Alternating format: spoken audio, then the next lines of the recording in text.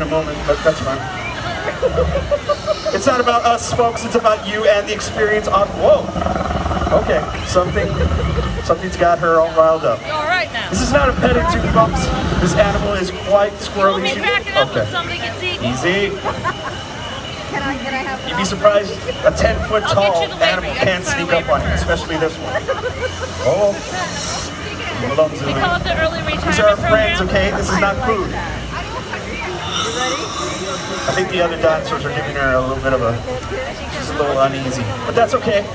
She understands.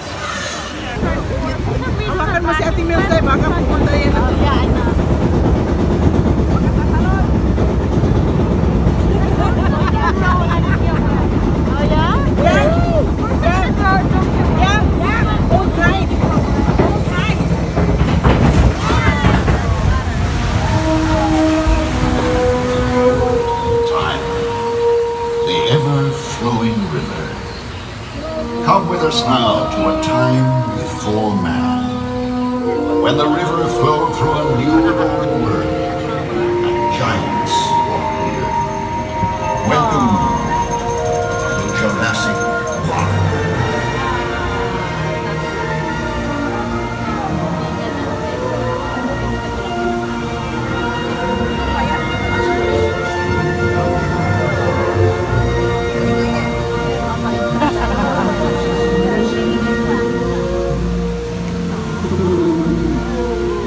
The Ultrasaurs of this lagoon are the largest creatures ever to live on the Earth.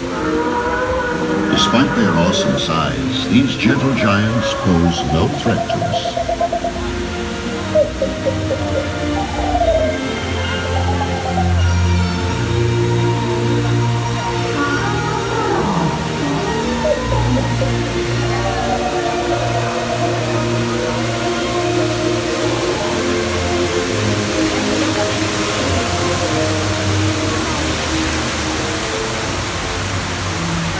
Ahead in Stegosaur Springs, our journey continues. Heavy armor plating protects these great beasts from savage predators in the field.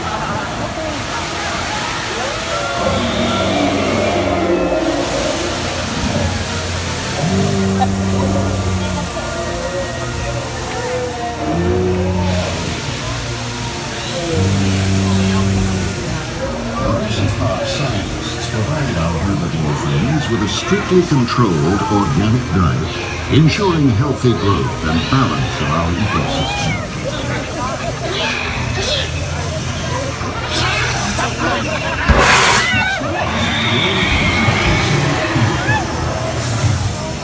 Unlike the vicious carnivores in the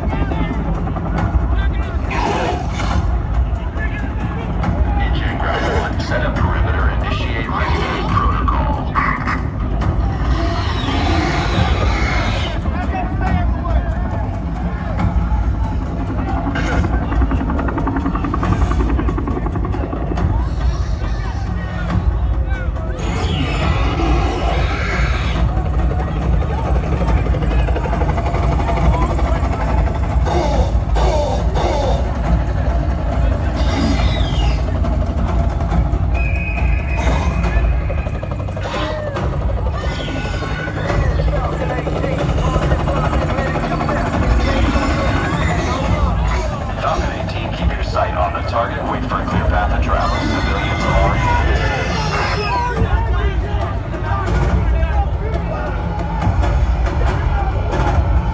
Aerial 7 above and clear.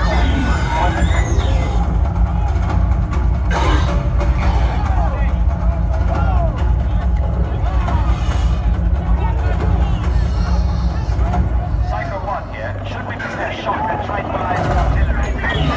That's an the situation has turned critical. Aerial 7 and perimeter team ready weapons. Don't shoot him! Don't shoot! We have this under control! Well, that's not what it looks like. Over. We just need a minute! We can get a containment! Tell your men to back off! You've got 30 seconds to contain. We will engage. Over. Aerial 7, descend the chopper at full RPM, and on my mark, prepare to eliminate targets. Copy that, Commander. Copy that.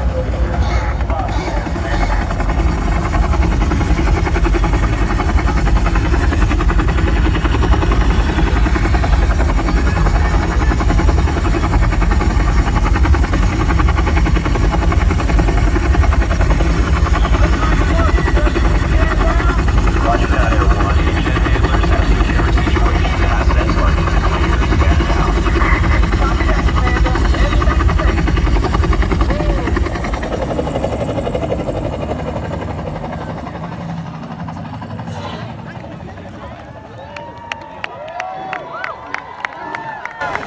Wasn't that exhilarating?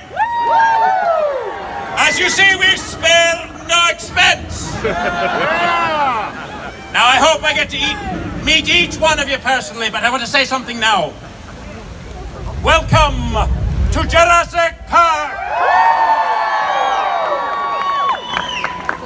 Mr. MC, as you were. Thank you, Dr. Hammond. That was all very reassuring. Hello, everyone. My name is Chris. I'm a paleontologist here at NGen, and I'm here to welcome you to the 25th anniversary celebration of Jurassic Park!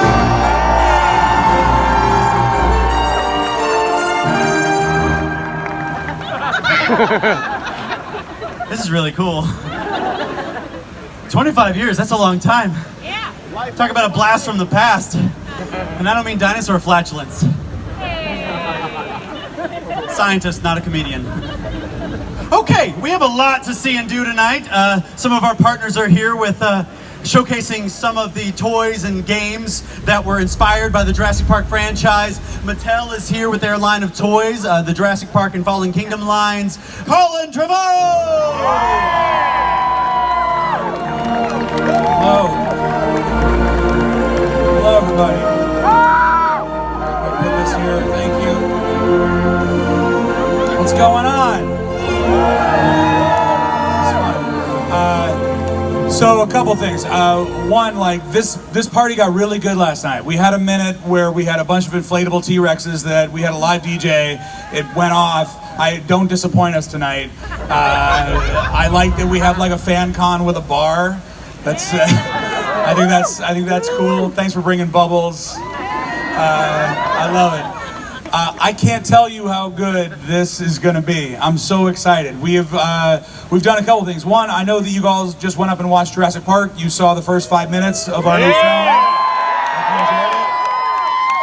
I've had the time of my life collaborating with Jay Bayona. He is brilliant. I think we have made a film that you all are going to love. I'm so excited for you to see all of it. But we are not here to talk about that. We're going to here to talk about Jurassic Park. I'm a deep fan of this. I love this. I love this movie. I saw this movie when I was 16 years old, and it was the first time that I'd like openly defied my parents. I snuck out of my house and I like put the pillows, under. I know you've done it. And I walked down because my friend was the projectionist at the movie theater, and he had to run it the night before. And so I got to sat in an empty movie theater all alone, and I watched this movie by myself as he ran it from the projection booth behind me. Yes, it changed the way that I looked at cinema. It changed the way that I looked at science, at paleontology, at our relationship with the Earth and with the planet, and so many of the ideas that we're working with now in the franchise, but all of the people who are going to sit here are legends to me, and I know they're legends to many of you, if not all of you, and I'm so excited to bring them out. The first one is one of the preeminent paleontologists in the world. He has been a consultant on this franchise from the very beginning, Jack Horner.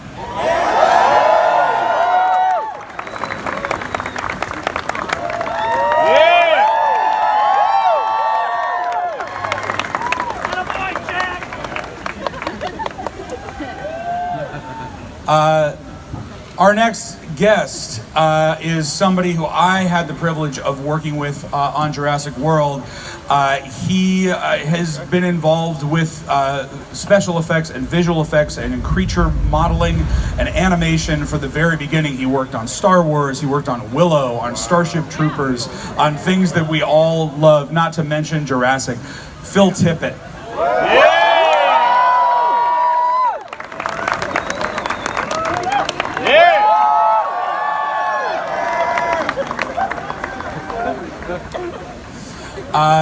Next, we have one of the greatest producers of all time.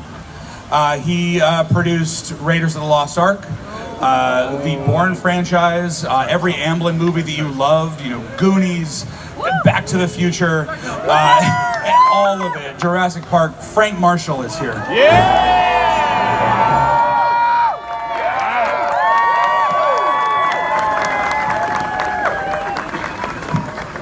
Okay. Check it out. Laura Dern.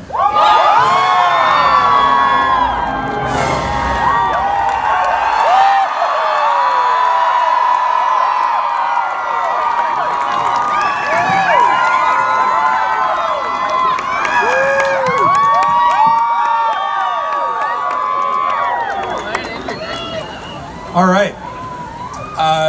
So last night I had a bunch of questions and I sort of set them aside and we had a bit more of a conversation, and that's what I would like to do tonight. Let's you got the clever girl shirt. That's cool. Let's just talk about just from the very beginning. You know, there was a moment in all of your lives when Steven Spielberg approached you and said, "Look, we're going to make this dinosaur movie." And as a paleontologist, when someone said, "We're going to make a movie where they bring back dinosaurs and they're here with us in the modern world," what was that conversation like? I don't know, he just called up one day and said, "Would you like to work on a movie?" I said yes. Steven Spielberg. Yeah, I said yes. He wanted me to make sure that the dinosaurs were as accurate, could be as accurate as they could be based on the science we had at the time. And he asked me to work with Stan Winston and Ed Group and ILM and Phil, and see if we could make dinosaurs look real. And I don't know, we kind of did, I think. Phil, do you have a mic? Hold on, man.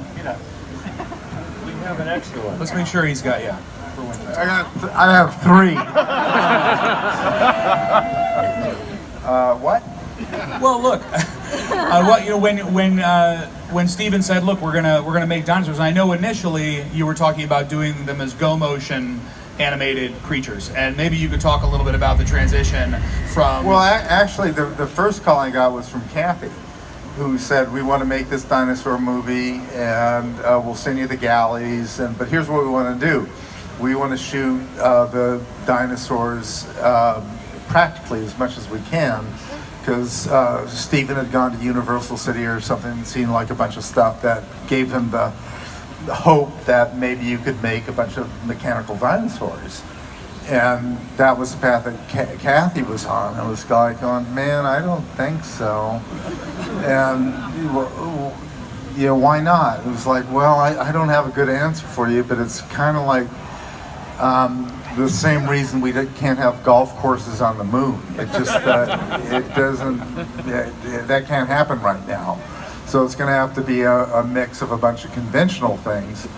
And one thing led to the next, and we were going to do everything very conventionally with high-speed miniatures and, the latest stop motion, go motion technology that we had. And then everything came unmoored and the digital revolution happened, and I was dragged into the future screaming and yelling. Do you remember that moment? I do. Okay, tell us. I do, and when Phil's talking about the galleys are what they call the book before it's a book. And Michael Crichton had brought this book to us at Amblin, and Stephen loved it and said, let's go make this movie. And that's when Kathy then started bringing together the creative components to do that, and one of them was to call Phil and ILM and Stan and all the rest of us, and we started doing a budget and a schedule and starting to put this together. Laura, when we were up, we're up here, we've been looking down at you guys having fun down here, and we watched these Raptors come out, and when it happened, you had like an actual physical reaction where you're like, I can't deal with it. Like it felt too real for you. Do you remember when the very first time when you had to either pretend to be looking at a dinosaur or you really were staring one down? Like, what was that like? Well, yes, I was in trauma just above this experience, and our friend said, you know, you can be with the Raptors, like there's a virtual reality. I was like, I did the virtual reality. I don't need to have that experience. But I will never forget it, and I think it was extraordinary as people ask always what this experience was like the first time we made the film. It felt like this pioneered indie movie because we were all there and these brilliant inventors were coming up with something that had never been done before, some of which was right in front of us thanks to Stan Winston, and some of it we had to imagine, and it was extraordinary. Sometimes we didn't know we were doing. Not that an X on a piece of paper isn't terrifying. And sometimes there was a raptor chasing us. Or a tennis ball, yes, true. That's diverse. But it was extraordinary. It was, you know, one of the great memories of my life working on this. Ours too. So let's talk about the animatronics for a second. That's a great thing to mention. It was Stan Winston, an absolute legend, and I think that, you know, his animatronics, even though we had the privilege of using many more in Fallen Kingdom, which I love that we can do. Those animatronics at that moment were something we had never seen before. We never could have imagined. So when you first saw those animals, I mean, you're someone who studied dinosaur bones your whole life. And when you actually got to stand in front of a T-Rex, how did that feel? The T-Rex was incredible, and with the puppeteers all working it was scary. It was, you know, we all would like to bring dinosaurs back, and as far as I was concerned, in 1993, we did. I want to stay with you for a second because you say we always want to bring dinosaurs back. Just if I can go a little like paleontology nerd with you for a minute, you've been getting into basically reverse engineering a chicken and seeing how close we can get any kind of avian creature to what a raptor might have been. How's that going? It's going pretty good. And almost scary good. Yeah? Yes. You mentioned that like... How scary? Yeah. Well, we've got the capability now of making an animal, seriously making, you know, taking a bird embryo and changing enough genes so that it has a velociraptor-like head with teeth, arms and hands instead of wings. We're missing the tail. You're being like monitored, right? Like someone is checking up on you, right? Well, that's a good question. That's incredible. That's incredible. Phil, like, what do you remember about just with the animatronics specifically, what do you remember about your experience and your interaction with them? Well, Stephen and Kathy, I mean, we just kind of worked together as an improvisational troupe of like, what do we need to do to get this thing in shape? And we came up with this idea of what we need to do with the technology we've got right now is to create a Bible of behavior and movement. And even though we were using stop motion technology at the time that got switched out to computer graphics, it was all just doing sketches of like what it could be, what would the behavior be, what would it be like this, what do they like to run at, like 5 miles an hour, 10 miles an hour, 25 miles an hour, where does it break, where does it look good, just making aesthetic decisions and slowly pulling that into like this dinosaur Bible that would be the transitional kind of thing between what would become the computer graphics work and the Stan Winston work. And so then we were able to break it down between this is practical Stan, this is CG, blah, blah, blah, blah, blah, blah, blah. Just like old school, like King Kong. You just like, it's how movies have been made for a long period of time. And then the great thing that they insisted on was once we had this stuff on film, that the most important thing about the dinosaurs to begin with in terms of their character were their voices.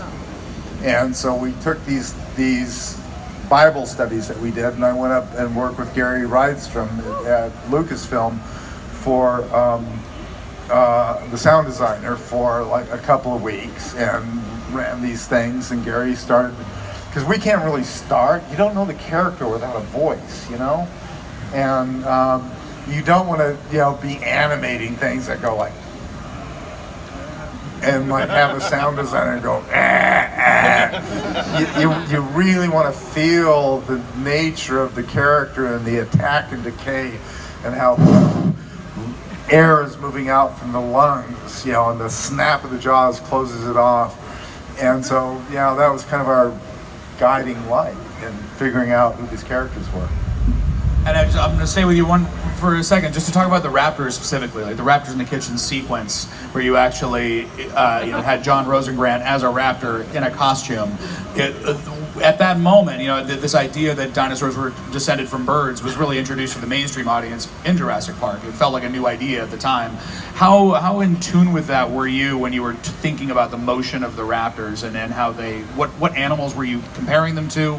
That was an old idea that other people came up with, 10 or 20 years earlier. But no, I think, and Jack can talk to this, a lot of the extrapolation that you do to try and determine what these things might be is you look at the paleontological record. A lot of it is like 90% of your work is done in the bones. It tells you what to do. You just kind of have to like wind it up like a toy and then extrapolate its water weight. How heavy is it? And is it like an elephant or a giraffe or an ostrich or whatever, and then just kind of do that. You guys do that, right? Yeah, we do kind of do that. So Frank, like so much of, I've learned everything that I know about producing from Frank, and so much of producing is problem solving and trying to make sure that, that the filmmakers have the freedom to be creative without worrying about all of the stuff that happens and goes wrong constantly that has to be handled. As one of the best of that in the game, what are some things that happen on this movie that you remember that just had to get handled? Well, I think right from the start, everybody's trying to accomplish Steven's vision. And at the beginning, because it was pre the breakthrough in CG, Steven said, I want to build a T-Rex, life-size T-Rex. And that's kind of where we started, and we all went, yes, sir.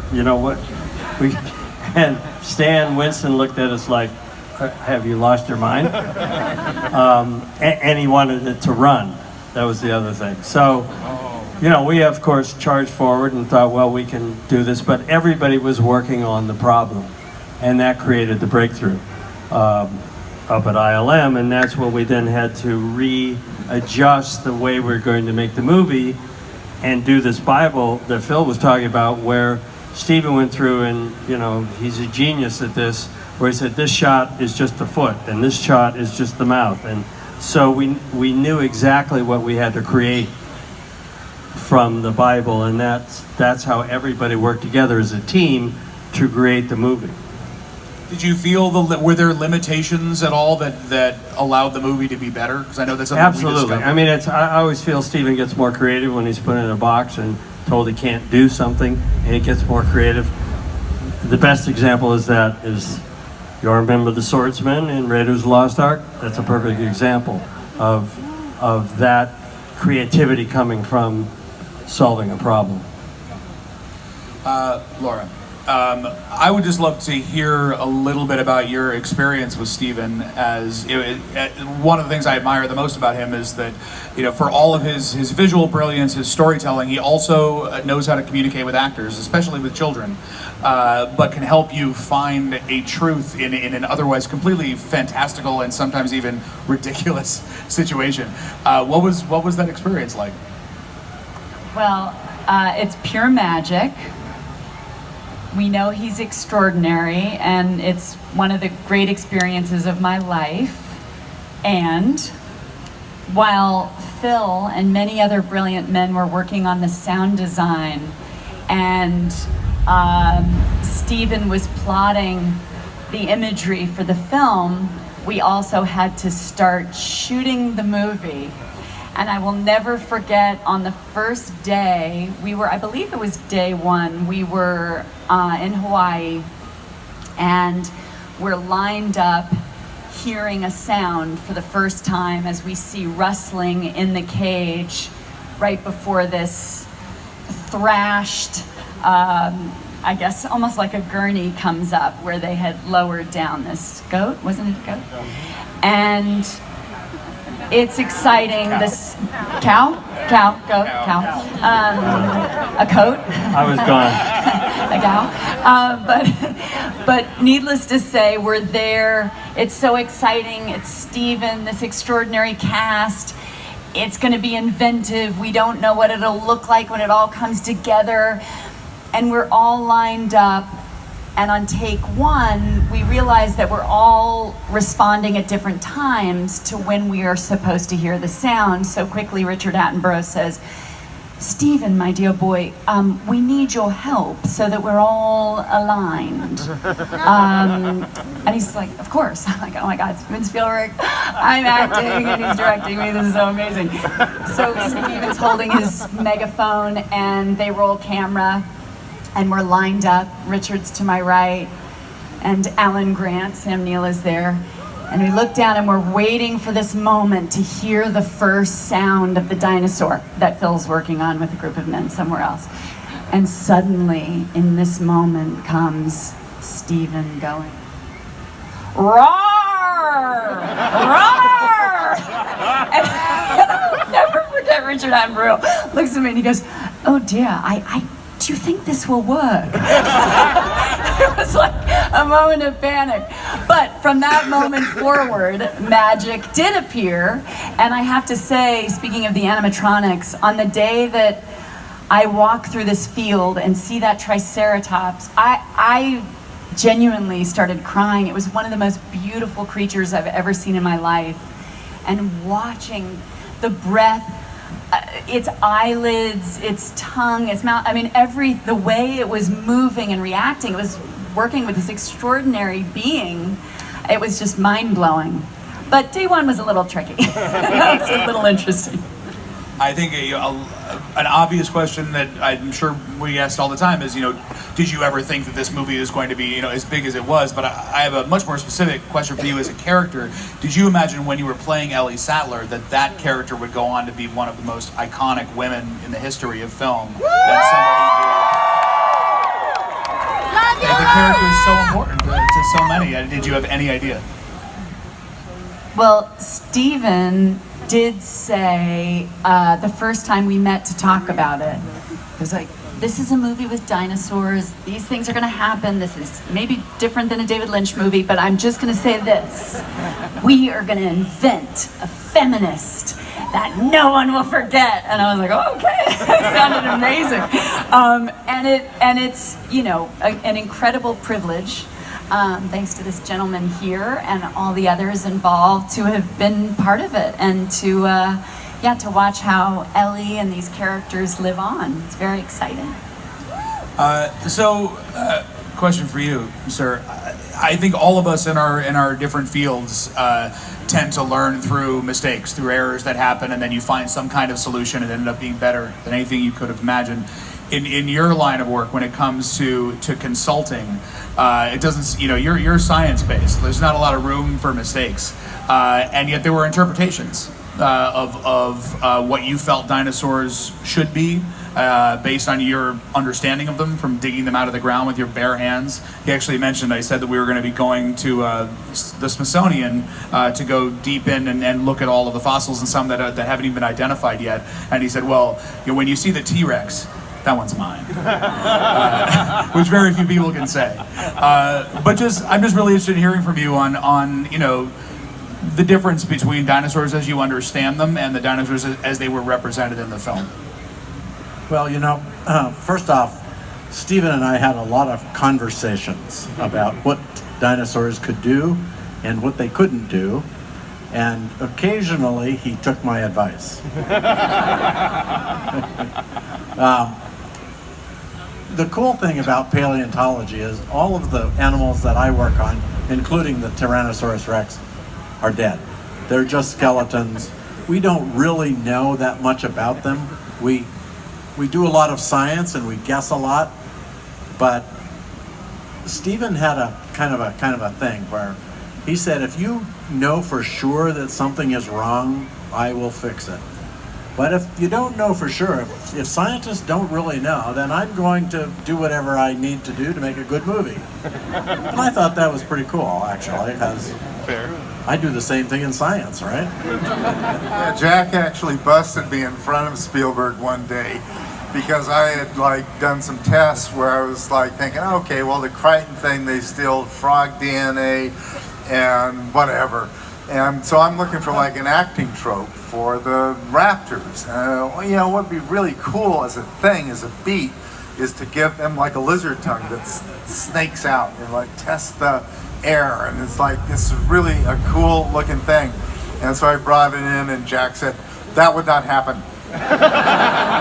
They are birds, they are not lizards. And I'm like, oh, come on, Jack. This is DNA sorcery bullshit. But Stephen was very adamant at saying, no, you know what, I really want this to be, I don't want to play, and you've got to get to this point with the director sooner than later, what are you doing? And it answered the question. It was I want these to be animals, not monsters, and I want them to be sanctioned by the paleontological community. That's what we're doing. It was I got it now. I think the tongues would be great, but we filled in with something better, right? So what we filled in with was the raptors coming to the window and snorting and fogging up the window, which only a warm-blooded animal can do. Didn't know that. And the tongue thing, I think, I can see his wheels turning already. It's hard, I think, and Steve and I have talked about this a lot, it seems like the rule that we've ended up with on all of these movies is, at least for me, is I don't want the dinosaurs to do anything that another animal that currently exists couldn't or wouldn't do. And as long as we can keep it within the realm of living animals that we know, they're not dragons, they're not monsters. But I feel that same amount of pressure in creating the balance between science and entertainment, and it's one of the weights that's kind of always been on the shoulders of this franchise that you have to think about all the time. Frank, I was mentioning mistakes, and I think some of the kinds of, not really errors, but unexpected things that happen on movies are weather, storms. I've heard a story from Kathy involving a whole plane coming in to take people off the island. Yes. Tell me about all that. Well, it's actually kind of wild. How about the volcanic eruption that's happening right now? It's part of our advertising campaign on Fallen Kingdom, just to get everybody's attention. No one has been hurt. Yeah. Please. Evacuations have happened. Good. It's all good. It's kind of a famous story, Hurricane Iniki coming in. And I do take a little credit for getting the crew off of the island, because before Kathy and I met, she was not a runner. And she began running because I was a runner, and she was in great shape. And once the hurricane hit, and there were trees and debris and everything over the roadways, and nobody could get to the airport. She ran 5 miles to the airport on Kauai, somehow commandeered a plane to take her to, well, she's a smooth talker. She got her way to Honolulu. She figured out what was needed back on the island and how to get a 727 back to the island, and they needed supplies, mostly food. She talked to a guy from Safeway. She got some food on the plane. She jumped back on. They went back to Kauai. Everybody was lined up at the airport. They got on the plane, and suddenly she looked up in the cockpit, and guess who was flying the plane? Jock, Fred from Raiders of the Lost Ark. No. Jock, who was sitting fishing on the float plane at the beginning of the movie. He was a commercial pilot. He flew for Hawaiian Air, and then he realized what the crew was. And so as they took off with the crew from Jurassic Park, said, "Hello, I'm Fred, your pilot." Da, da, da, da, da, da, da. And you know what? Because of what Kathy did, if she wanted to run for president, I would tell everybody to vote for her. We're not doing that. Big mistake. You guys have enough franchises. A lot to deal with. No, it's amazing. Like the act of producing is something that's so vague to a lot of people. It's really hard to understand specifically what it is. And that story, it's not the only thing, but if you want to know what, hardcore on the ground producing is, it's that you're FEMA. Well, and that's what happened because when you're a movie crew, you're a little army and you have everything. And so the crew, while Kathy was gone, was helping everybody on the island. They had chainsaws, they had trucks, they had tools, they had water. Alcohol. The most important thing. And they were ready to go when she came back with the plane. But making a movie is problem solving. To stay on the hurricane for a second, tell me about the experience of the actors, because that's, if you have given yourself to a character and you're that person, to suddenly realize, and you've been pretending to be in danger, to have to shift into being an actual danger. How did Stephen work with the children, especially in handling, that kind of intensity? Well, it was incredible. We all actually ended up in a small conference room. Yeah, like a ballroom. Yeah, together, going through the experience, which was, horrific. None of us will ever forget it. The ceiling collapsed. The ceiling collapsed, and we had to move to one corner of it. Wow. We were ultimately below sea level. We've all now processed, which was terrifying, and somehow got through it, thank God, obviously. I have to say my strongest memory, as an aside, which speaks to everything we all love about Stephen the filmmaker, is that we sort of got paired up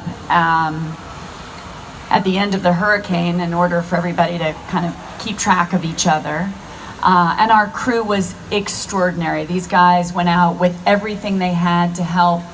And the generators, they had generators which were able to power the hotel. And cutting down trees so people could get through, EMTs and everything. I mean, it was pretty amazing to watch everybody work together for the island of Kauai. And then that first night we were paired up, and Stephen, just because we had time to kill, and this just makes me I just love this so much, I guess was bored and can't stop directing. He had a flashlight. We had a little emergency kit, and he had a flashlight in it. And he goes, "Laura, come here." And he puts me in front of the mirror of the bathroom in this tiny room with one section of the hotel had been untouched. And he stands me in front of the mirror with the flashlight, and he goes, "Okay, love story, horror film. Love story, horror film," and starts lighting me. And he's like, "Okay, say this line." And I'll be like, yes, my dear. And he's lighting me as though, and then he gives me a scenario and he's like, okay, the dinosaur's coming. And I was like, oh my God, you cannot stop directing, even in the middle of an emergency. I thought it was the most amazing thing ever. But he was always at play and always an inventor. And I think somehow that kept such calm for everybody. And as well, he was, I think, the last voice on the radio. Remember that?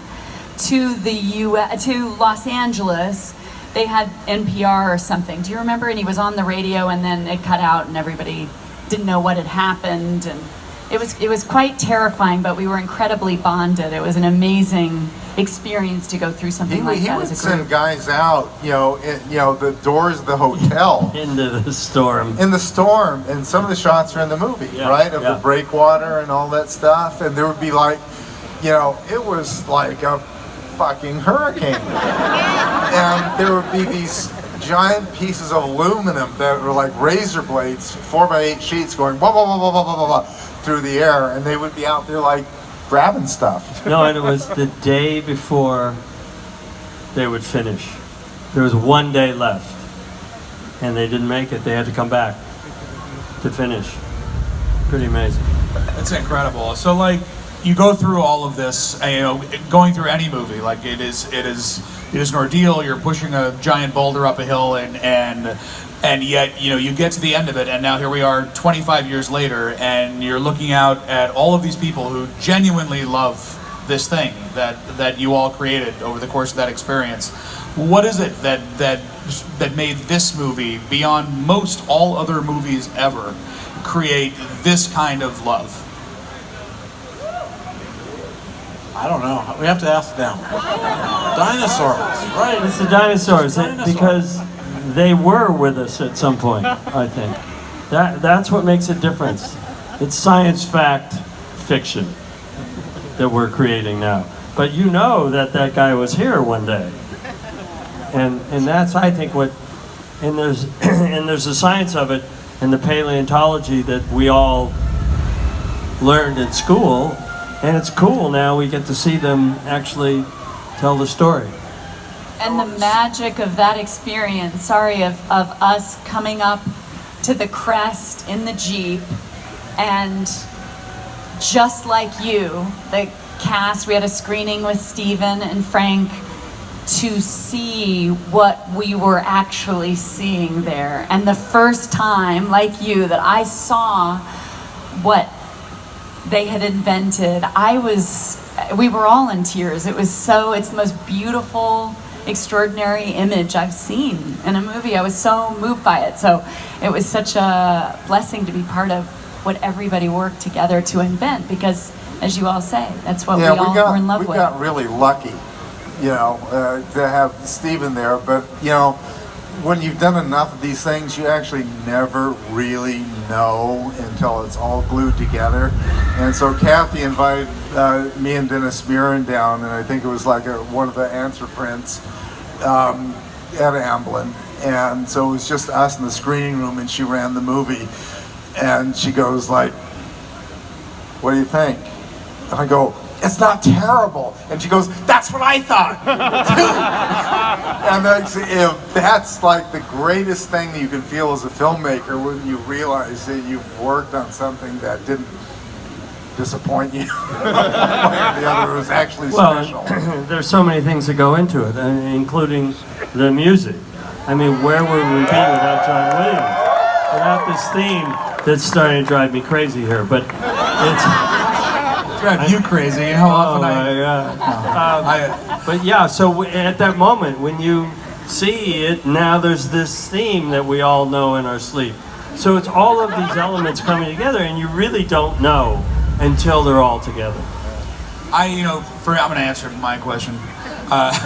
For me, I feel like there's a humility that's in. I mean, there are other movies with dinosaurs in them, but to me, there is a humility in these movies of us in the shadow of these creatures that were here before us, that are so magnificent and just remind us. We even have a line in one of our movies, remind us how small we are and how new we are. And I think that in all of the work that you did, that humility is infused into the film. We recognize that this story we're telling is bigger than us. And look, the legacy that all of you have left behind, I think, is evidenced here. It's evidenced in all of your kids who are going to watch this movie, and who have seen some now for the first time. It's humbling for me to be up here with you. So thank you so much for coming and sharing all of this. Thank you guys. Good night.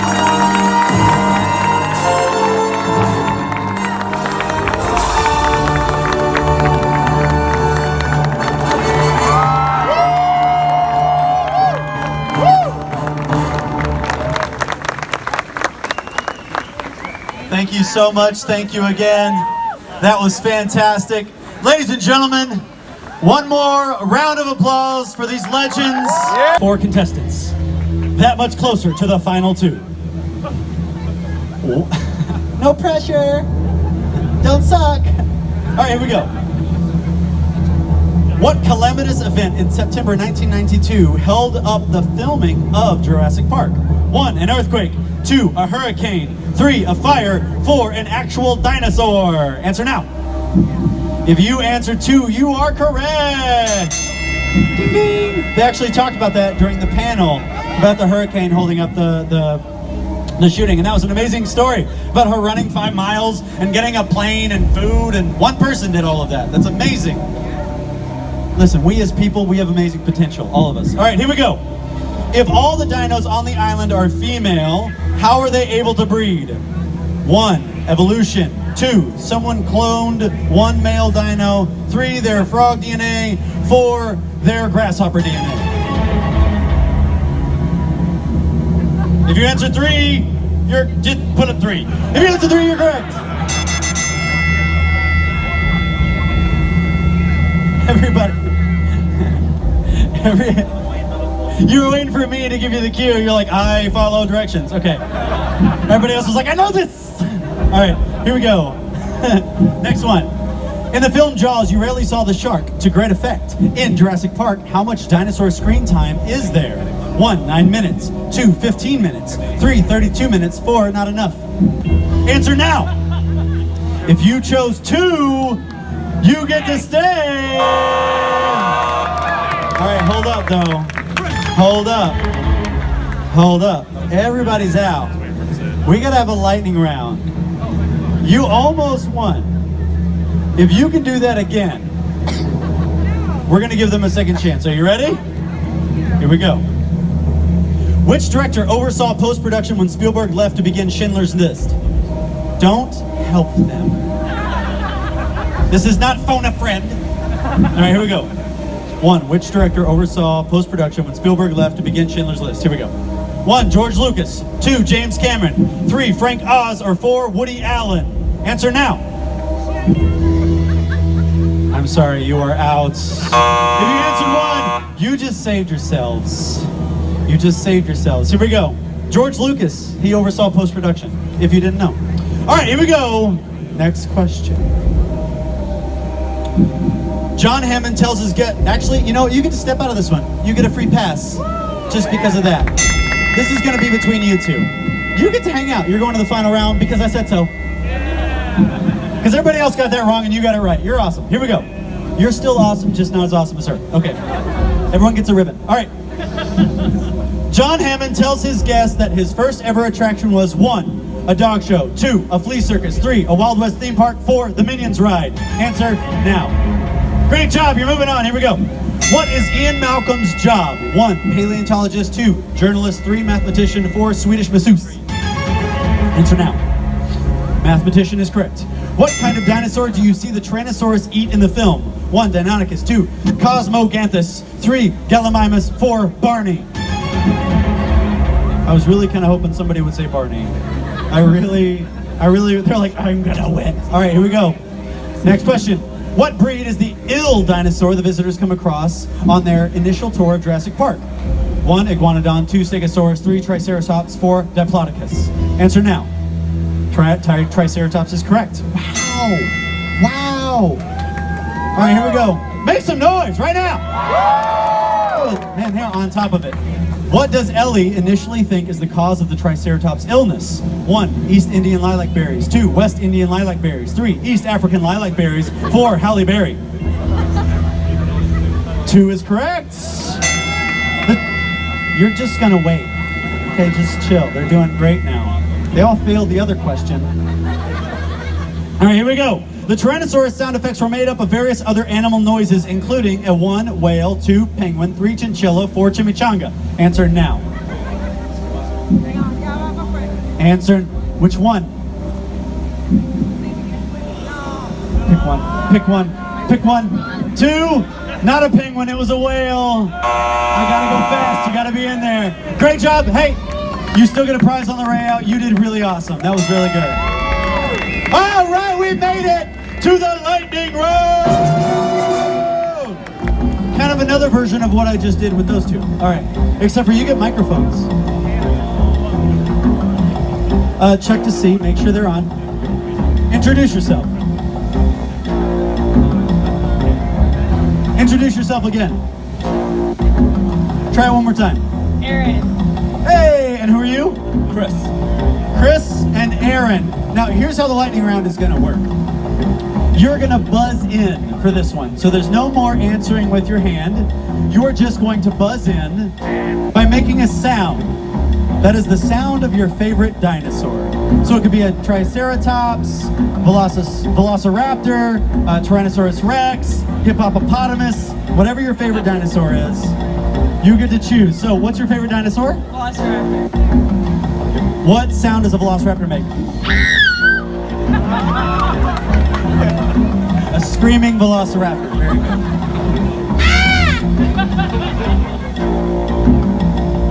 What is your favorite dinosaur? Pachyrhinosaurus.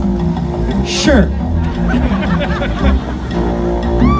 Nerd. It's okay, me too. What is the sound of your dinosaur?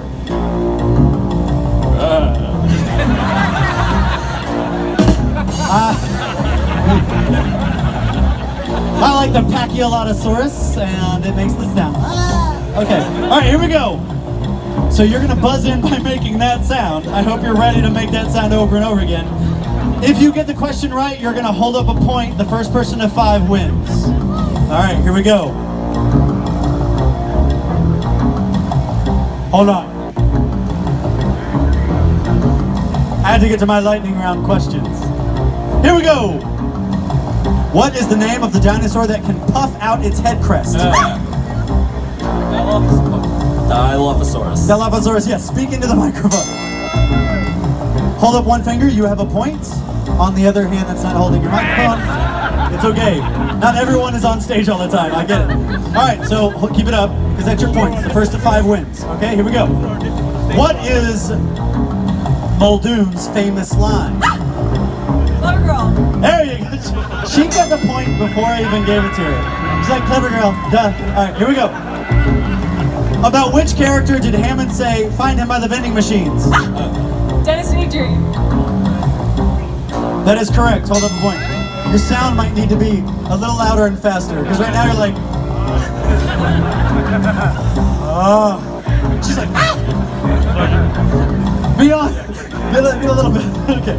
Here we go. What is the name of the fictional island Jurassic Park is situated on? Isla Nublar. Nice job, Chris. How many species of dinosaur live in Jurassic Park? 15. That is correct. Hold up a point. It's 3-2. 3-2. All right, here we go. Dr. Malcolm espouses which scientific theory? Come on. Chaos theory. 4-2. Come on, Chris! What are you doing, Uncle? Chris! Be faster! Let's go, Who is the first character in the film to say Jurassic Park? John Hammond. That's 5!